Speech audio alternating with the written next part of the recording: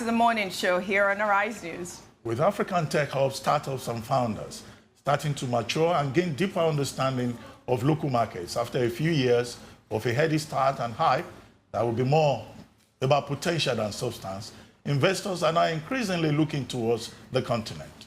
Patek Ventures' latest annual funding report shows that venture capital funding in 2017 reached $560 million, recording 53% year-on-year growth. While $560 million may sound like a lot, it's far off the billions funneled into America's Silicon Valley. African entrepreneurs are using technology to tackle the continent's challenges, as South Africa, Kenya, and Nigeria continue to dominate as investment destinations, accounting for 76% of total funding. Joining us to discuss tech funding is Nigeria's former Minister of Communication and senior partner at TLCom Capital, Omobola Johnson, and Maurizio Caio, founder and managing partner of TLCom Capital. Good morning. Good morning. Welcome to the morning show. Good to see you. Great. So, how's your experience been in this as a venture capital company doing business in Nigeria, where there are so many challenges? What kind of challenges have you had to deal with? Yeah. Because everybody talks about the ease of doing business in Nigeria and the difficulties. Let me start with you, Okay, Omobola. well, I guess the biggest challenge is the challenge that the companies themselves face, and that's raising funds. So we've been trying to raise a fund for about two and a half years now. We've raised about between $40 and $50 million. It's taken us that long to raise. Our target is $100 million. So getting the rest of the world to understand that there is technology entrepreneurship in Africa, that we can actually solve the challenges of technology of the continent with technology, and being able to raise the funds that we can invest in these companies. That's the biggest challenge so far. The narrative is good in that there's a lot of narrative coming out of the continent about how, you just said now $560 million has been invested in African tech companies. Yes. It's about double what was invested in 2017. So the numbers are doubling, but it's still small. When you look at the size of the challenge, when you look at the entrepreneurs that we're trying to fund, some of them are doing really great, big things that would change the face of this continent, but there's just not enough money, and that's the biggest challenge that we face right now. So you invest in startups, yeah? And you have businesses already that you guys have invested here. Can you share some of their success stories? Sure. I'll do the. We've invested. We're a Pan-African fund. We've invested in 2 companies in Nigeria, and also 2 companies in Nairobi, which I'll ask Maurizio to talk about. Okay. So the 2 companies in Nigeria are. It's a company called, what people know, Andela. Andela, yes. The byline of Andela is brilliance is evenly disputed. So what Andela does is that it actually trains and develops Nigerians. They're in 4 countries now: Nigeria, Uganda, Kenya, and recently Rwanda. We train young Africans to be world-class software developers or engineers, and we then embed them into companies in the US and in Europe. So again, looking at the huge amount of talent that is available in Africa, that in essence sometimes with the unemployment is wasted, but they're building your world-class skills and embedding them. So that's we've invested in Andela. We've also invested in a company called Terragon. Terragon is basically what is called a marketing technology company. Okay. When you look at the power of technology to showcase, if you're a small company, you can't afford a huge advertising budget, but you need to sell your goods and services.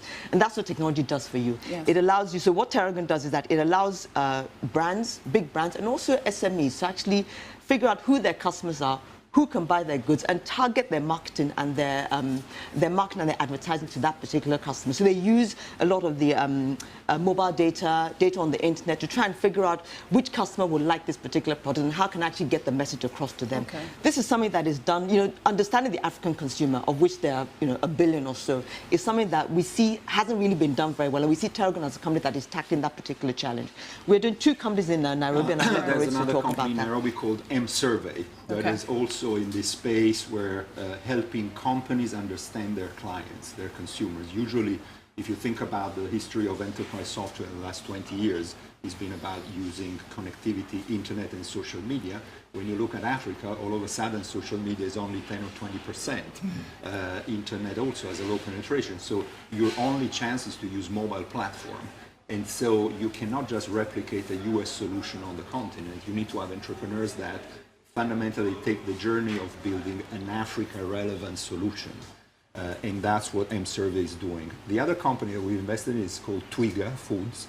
And what they do is they're looking at the distribution of agricultural products from farmers to street vendors. And currently there are 6 or 7 layers of intermediation. 20-25% of margin is lost there.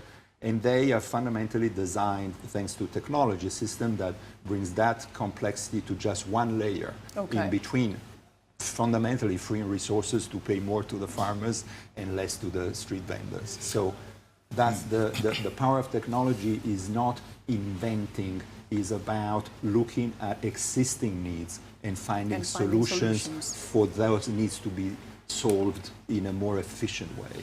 How much stake do you have in the companies you invest in? Do you stay as partners, or you take your money back after a few years and you move on? No, so first of all, we see ourselves as being at the service of entrepreneurs. We're sidekicks. The hero is the entrepreneurs. We need to help them be successful. And in doing so, we say that we're not in the financing business. We say that we are in the business building business. If you think about the history of our relationship with a company, 5 or 10 years, you give them money maybe 2 or 3 times in subsequent financing, but the rest of the time is help these companies to be better companies, to grow, to recruit, to find more money with strategy, with operations. So the core of what we do when we wake up Monday morning, 8 o'clock, we open our store, and what we do, we sell business building support. So we take 20-30% stakes, we go on the board and try to be relevant to the entrepreneurs. We are in the end are a small McKinsey, a small Bain to the entrepreneurs that couldn't afford it, and that's the need that they help, the help that they need. It's yes, capital, which is very difficult to find in this continent, but also the ability to help them have a better company year in, year out. Well, I mean, I like that comment you made about capital being very difficult to find. But we've had the guests on this program talking about entrepreneurship, and they say, yes, finance is important, but that is not necessarily the big thing that you require to get a business going. What do you think? Definitely. I couldn't agree more. I mean, it's necessary, but not sufficient. It's very challenging to find capital in the continent because we've been on the fundraising trail for a couple of years. And fundamentally, the world doesn't care about Africa. Africa venture capital. Africa is infrastructure, real estate, big projects. By the time you get to venture capital, there's no money left. Right. And if you start from venture capital, as you were saying, opening the show, you know, in the US is 70 billion a year, in China is 70 billion a year, in Europe is 20 billion a year, in Africa is $500 million. So by the time you get to Africa, there's no more venture capital money. So capital is a challenge, and we all need, as venture capitalists, to do a better job of raising funds. But it's not the fundamental factor that makes a difference for a successful company. If you fund a bad company, nothing will happen. So the real discriminant is how do you have the company with strategy, with operations, to be a good competitor in a market, to be the best supplier of whatever they do. And I think that's a very important point. Yes, it's true. I mean, yes, you know, capital isn't the only thing, and that's really for us. That's the value that we bring to entrepreneurs. Many of these entrepreneurs are young. They are building, this is their first business experience. So in terms of building a company from zero to what they want it to be, they need a lot of that support. So capital is important at the periodic moments that Maurizio has spoken about.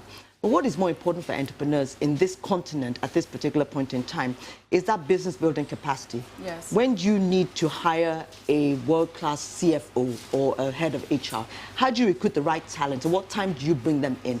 To market strategy? How are you going to ensure that you are unique in your particular space? How do you grow a business from 1 million naira in revenue to 1 billion naira in revenue? Those are the things that we bring to the table as venture capitalists. So it's not only about the money, but it's about really helping these entrepreneurs to build their business. And it's really, again, it's about helping them because, like Maurizio said, the hero is the entrepreneur. He has the idea. He has a vision. He's going to be, every day working to build the business.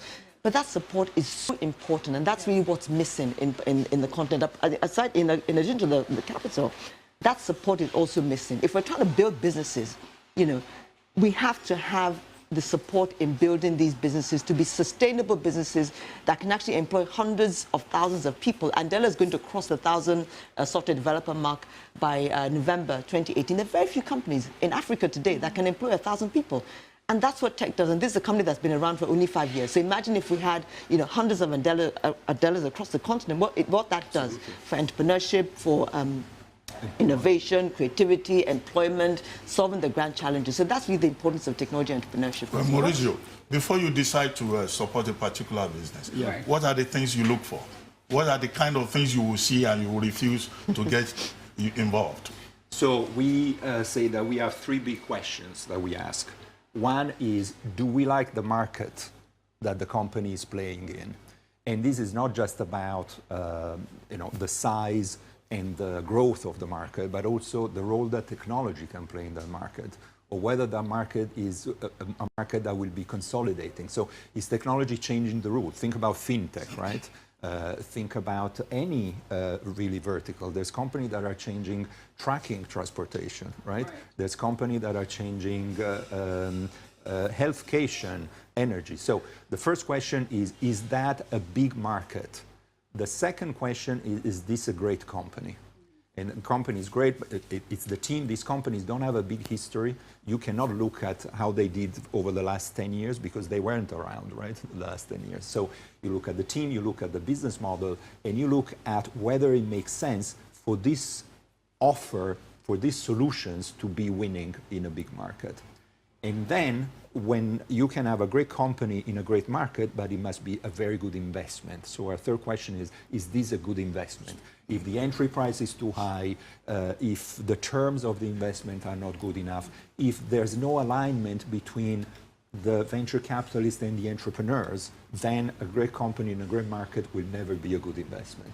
So you need also an alignment of culture. In the end, these entrepreneurs have killed themselves to build something valuable, and all of a sudden, here we come with 4 or 5 million to buy 30% of the company. Like, who are you? Why are you taking a piece of my company? So there is this culture of thinking about how big can be the pie. I don't care about my percentage ownership. The thing is, how do we build a very valuable company? So those are the questions: the market, the company, and the investment. Good. Well, let me come back to you, Omobola. You see, this technology, they talk about technology in Africa and the increased activity that you find there. It looks as if most of the people who get into that business, they're trying to replicate innovation from elsewhere. Correct. Is there a possibility of developing our own models, our own standards locally? Because there's so much talk about wanting to be like Silicon Valley. Is there space for innovation? I think there's tremendous space for innovation. And the companies that we've described are really companies that are solving specifically African problems. If you take Trigger, for instance, in Nairobi, in Lagos, in Accra, there are street vendors. When you go to London or New York or whatever, you don't find street vendors selling bananas, tomatoes, and they're solving a big problem, which is how do I get the bananas or the tomatoes to this street vendor, which is part of our infrastructure, in a manner that allows them to, first of all, not have to go to the market, 10 kilometers away to buy the stuff, and then, I think the Trigger problem, and then have these vegetables that are actually priced higher than they are in the US, where they've come from 2,000 kilometers, but in Nigeria, they've come from 200 kilometers.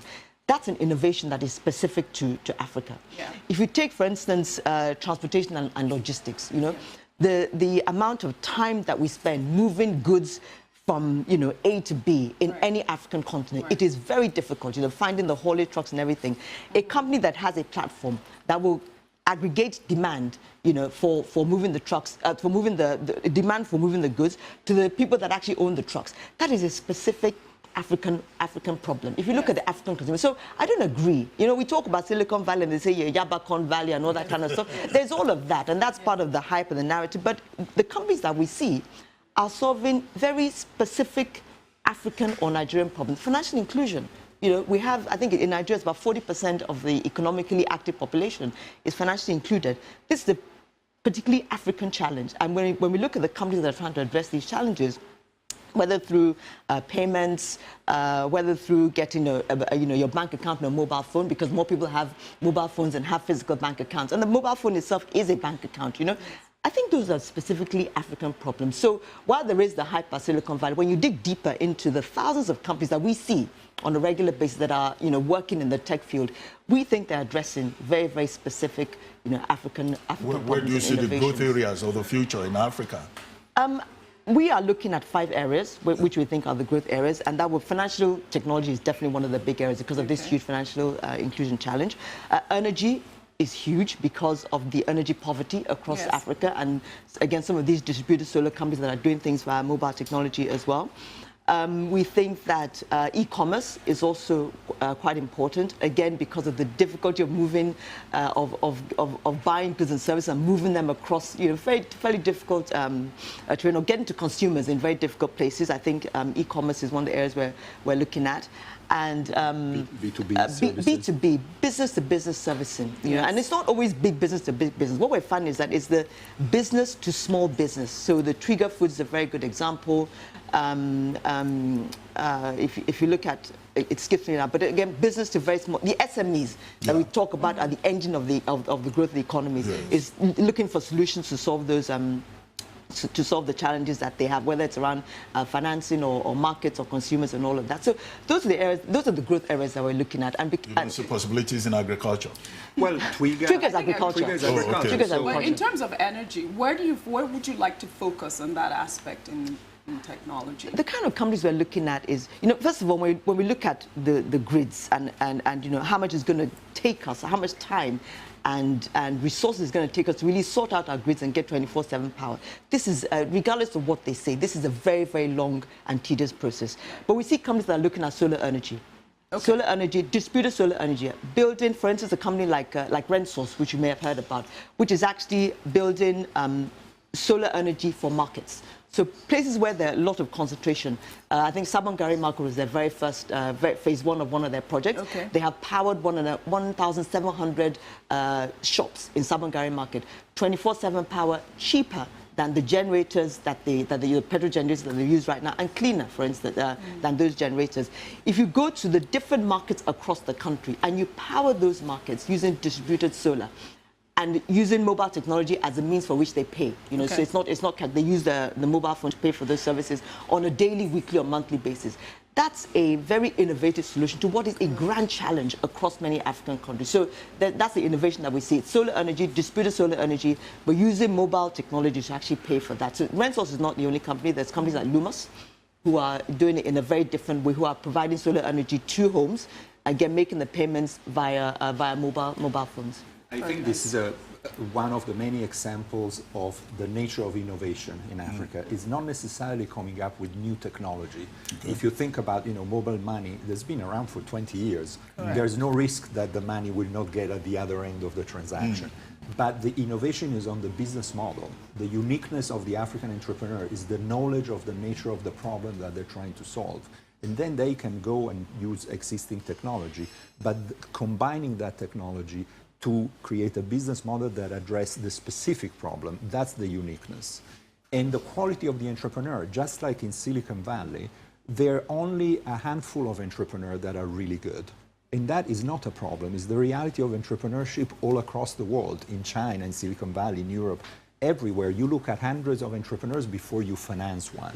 So from that standpoint, in fact, Africa is absolutely comparable to the rest of the world as far as attractiveness of investment. Plus, there's a very limited technology risk because the innovation is not necessarily in the creation of new and proven technology, but on using existing proven technology to innovate on the business model side. So it's still risky, but the nature of the risk is quite different.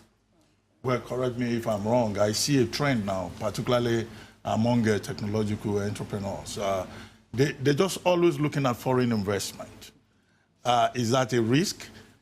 Foreign investors. Or an advantage, yes. Forein investors. Yes. I think that they are really good at what they're doing, including at where to look money, and they go where the money is. So I think that they go to foreign investors because there's not enough local capital.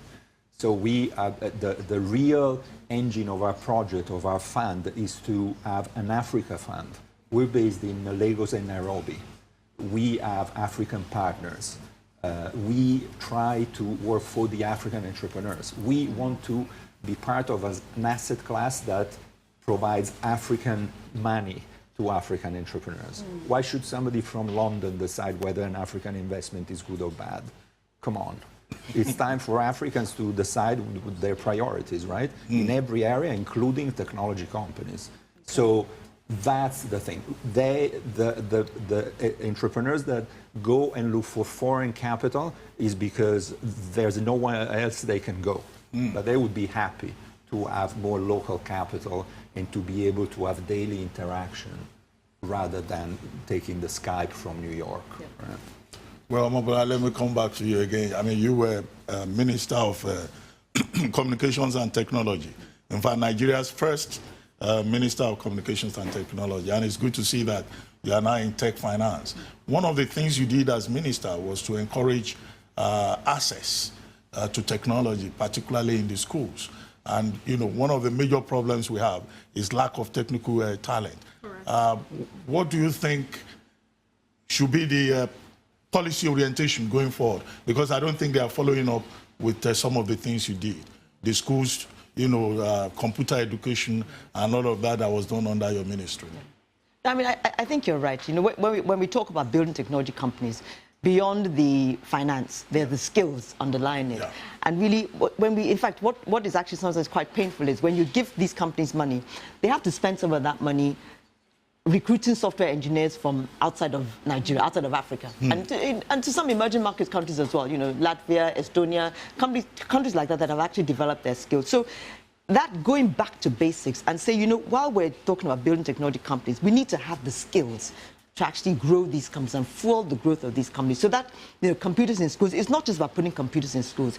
It's getting young Nigerians to be interested in computers, to be able to think about careers in the field of technology, and to build the necessary skills that we have so that we don't have to import skills. You know, I always compare it to our oil and gas industry, where we can have an oil and gas industry that is actually driven and controlled by multinationals. But don't let's make the same mistake in technology, because we have the ability, we have the young people, we have the energy, we can actually develop those skills. And this is not about resources. And it's this about is what your company Andela does. The one that well, that's what Andela does. You know, but I mean, the thing is that they develop these young Africans and they embed them in companies in the US. But these are skills that are resident in continent. And so, yes, it's very important to do that. We can't build this industry without looking at the skills that are going to drive this industry. And the software engineering, software development, in addition to all the other skills companies use, marketing, finance and all of that. But the software engineering and the software development skills are absolutely critical to building these companies. So, you know, that's the whole point of having the computers in schools. I know there was, I think last week or so, there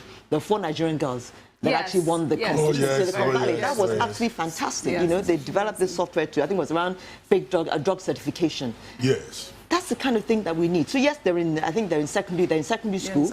But it's what Maurizio always says, they built some code, which was, you know, has won a competition in Silicon Valley. When they come back, what happens? What should happen is that they should be able to take that code or that app and build a company around it. You know, and that's what should happen. So luckily those girls had some young Nigerian woman that was mentoring them and supporting them. But they had the skills. They developed the software, they built this application. That's what we need to replicate, not just one set of 4 girls, but hundreds of girls and hundreds of boys. Hopefully they are watching this and seeing your interest in what they have done. They will probably come to you and ask for your support and involvement. It's time now for a short break. When we return, Stephanie Coker will be here with a review of what's trending. Stay with us.